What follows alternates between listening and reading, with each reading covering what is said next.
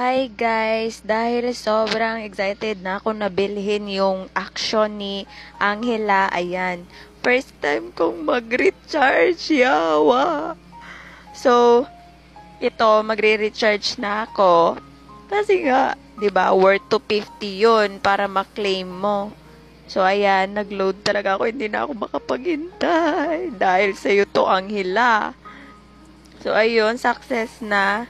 So, claim na natin. Wah! Di ako makarecover. Oh, ayan. So, nag-claim na rin. So, iset na natin siya. Ilagay na natin yung action. Excited na akong gamitin.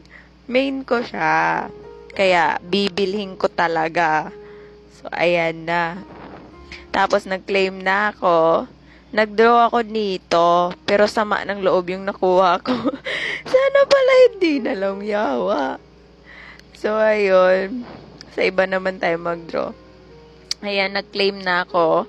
First, yan. So, dito, nag-draw ako. Nag-try ko lang naman kunin yung epic ni Angela, pero yung nakuha ko, sama ng loob. Sama ng loob yung nakuha ko, yawa. Ayun, trying hard. Baka naman, breaker na. Wala pa rin. Yawa.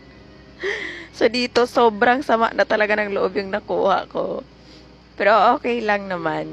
At least, nakuha ko yung action. Yun lang naman. Limited lang kasi siya, kaya kailangan kunin.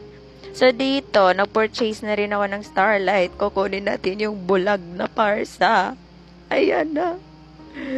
So, claim na natin. Sure natin kung si Parsa talaga. All-Star XP.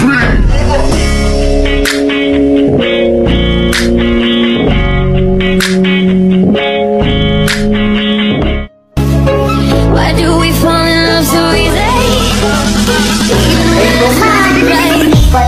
Bitch! Whether it's desire, it's gonna be a flame. Whether it's a flame turns round again. And claim muna tayo. Claim.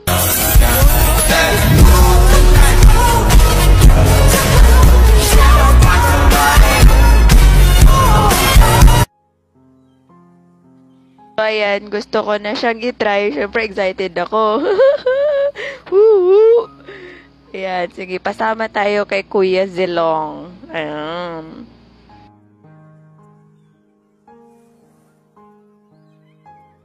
With me and you.